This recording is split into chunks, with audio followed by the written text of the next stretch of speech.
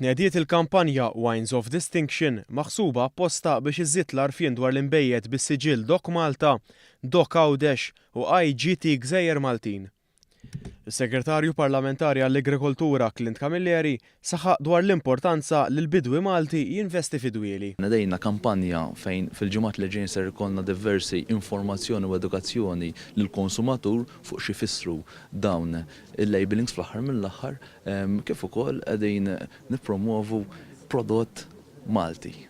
U nħeġġu aktar ukoll bdiewa sabiex jibdew jinvestu anke fid-dwieli bħalma qegħdin ngħidu l-Grigentina, l-ġellewż, eċetera, sabiex fl-aħħar mill-aħħar id-demand li issa ser nkunu qegħdin nibnu minn għand il-konsumatur ikollna supply li jbekkjaħ. Kien madwar 10 snin ilu li f'Malta iddaħlet l-iskema tal-Unjoni Ewropea li tirregola l-inbit ta' kwalità.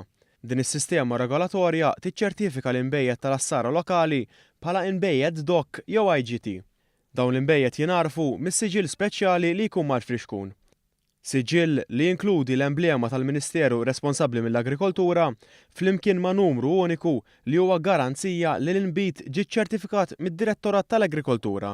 Is-siġil jingħata lil dawk l-imbejjed li jissodisfaw kriterji ta' kwalità, l-awtentiċità, iż-żona ġeografika u l-varjetà tal-għeneb.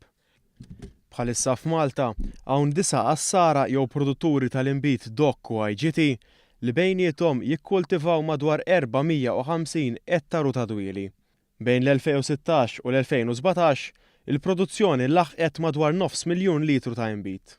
Id-Direttur tal-Agrikoltura Xavier de Bonogrek għalli hemm ħafna xogħol biex tintlaħaq kwalità għolja kemm min-naħa tal-bidwi li jsegwi l-produzzjoni tal-għeneb tul is-sena kollha u kemm min-naħa tal-assara li jaħdmu dan l-għeneb f'inbit distint.